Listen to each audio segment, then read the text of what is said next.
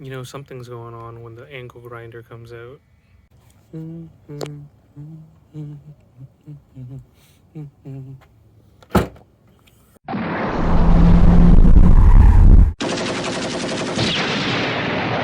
Okay, welcome back. Jason here again with the Impreza Subaru. We've got it's the new year, and I've purposely stayed off of YouTube and Instagram and things like that just to collect my thoughts and try to think of where I want to go with, well, at least this thing here, right? And there's some additional things that have happened since we last talked. I'll go through a couple of them. Yellow tail light overlays. I just got some amber tint that you can just purchase on like eBay or Amazon, whatever you want, right? It comes in like a tube like this, and you just put it on like vinyl wrap, clean it up, wet it up, and then apply and then cut. Looks pretty good, adds a protective overlay, changes the look of the car. Great. What else have we done? The fitment in the back here, these are 48 offset plus 20 millimeter spacers, giving a 28 millimeter offset, and that's a 7.5 wheel with a 225. It's pretty flush, right? And so that's because of the spacers in there. The front, recently I've taken off just the front, and now we have this sort of it's tucked a little bit, right? But the reason why I did this was not for aesthetics, we're just back to the 48 offset, but for wheel control, right? I noticed with the 20 millimeter spacers on both sides that effectively increases your track width by over an inch, and it changes your scrub radius. And what happens is when you're turning, full lock or near full lock with wider offsets, it ends up scrubbing a lot of the tire, and it just doesn't feel natural and actually wears out the tire quite a bit. So I've gone back down to the original 48 offsets on both sides, and I can tell you right now that the feeling for the steering is just so much more predictable. It was a little bit aggressive with the scrub, so I went back to that. And so you might be wondering, like, what the heck, Jason? Like, now you're running a staggered setup. Like, it's not technically staggered, it's a staggered offset, but it's not a staggered tire width, right? Because typically with an all-wheel drive Subaru, you can't run a staggered setup because the weight of the wheels with the wheel sensors, if it detects changes in wheel speeds due to like the weight of a wider tire on the rear, or or a lighter tire on the front and wheel, it's gonna start doing the nanny thing, right? Like traction control is going to set in, ABS is going to start stuttering here and there. So that's why you don't want to run a staggered setup on a all-wheel drive vehicle. But what this is actually, it's a narrower front track width and then a wider rear track width.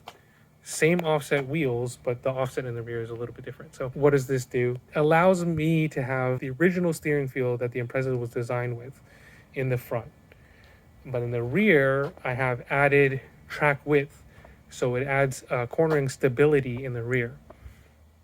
Why doesn't Subaru come out with this from the factory? They do, but the offset is a little bit different, right? I'm just adding a little bit more here just to see what it's like, using the spacers that I have. So I found that the car steers in quite well, and it's quite stable on corner exit as well when you put the power down with the wider track width. So these are experiments just for driver feeling. I think the best feeling for this car was actually with no spacers, but there is a difference when you add the width in the back. It ends up stabilizing the rear, making it a little bit softer in terms of suspension flex, because you're changing the leverage on the hub. Got my turn in now again. It doesn't cut or scrub as much in the front, and then I have the added benefit of a wider track width in the rear for better cornering and whatnot. So those are some of the things that I've done on the car so far. And if you've watched any of my other videos, you know that this car has quite a few modifications. The most recent one is now, you know, is this? Oh, I put some decals. Some people might wonder what I do with this car because, in more modern times, a lot of cars they're not the same as what older cars used to be, right? And I take a lot of inspiration in terms of like tuning from a lot of JDM cars from the 90s and 80s, specifically EK and EG Honda hatchbacks, Honda Civic hatchbacks, which, that's kind of like the inspiration for me modding this car. Is there are elements of that kind of kanjo culture, street racing culture that I kind of want to tap into. Maybe living in California, it's not the same, but and then there's like a lot of legality around stuff like this. But I'm not street racing, just driving my car, right? But there's some times that I get into it here and there, and I like modifying my car. I don't know what it is about it. It's like a lot of people will make their interior nicer by making it more luxurious. To me, this is the upgrade. For you guys, it's like nice leather seats or sound deadening. And sound deadening is actually not a luxury. It should you need it, right? Because once you strip the car out to this kind of level, there is definitely a lot more noise and vibration and harshness that is happening on a daily basis. So street driven car takes inspiration from a lot of low horsepower, naturally aspirated vehicles from the 90s. And this Impreza has a 150 horsepower engine. It weighs around 3,000 pounds, but with a lot of the modifications that you can do with a car to tighten it up, tighten up the suspension, tighten up the steering, tighten up the chassis, tighten up the drivetrain, adding better brakes, things like that, right? You don't have to spend $20,000-$30,000 to upgrade a car, especially if you're not going to do the engine. But it actually makes the car so much more fun to drive. It's a little bit much, for a typical person, but if that's what you like doing, I like doing it, then do it, right? It's kind of fun. I know a lot of people take their cars off-road, their cross-treks off-road, and that's like, a lifestyle. Me living in Los Angeles, street is lifestyle, so why not enjoy the street? Because I want my car to look clean on the outside, but when you're taking a look at it, you want to know what's going on. So I added a rear seat back. I don't even know what to call this. It's not a strut bar, because the strut bar is down there, right? And then you have a subframe brace under here, right? So this one ties both the left and right seat backs.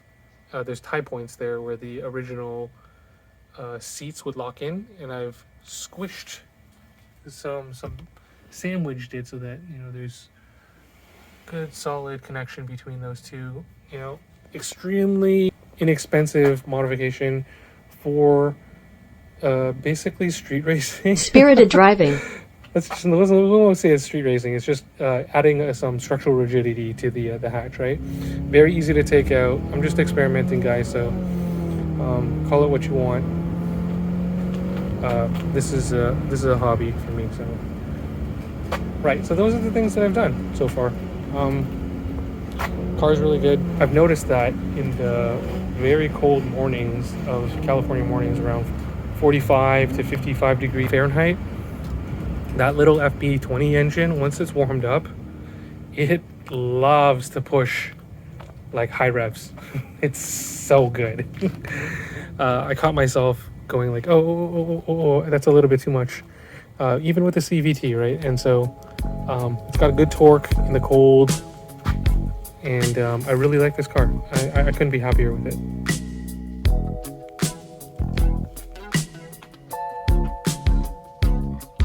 I'ma tell you the truth, not like these girls on the loose.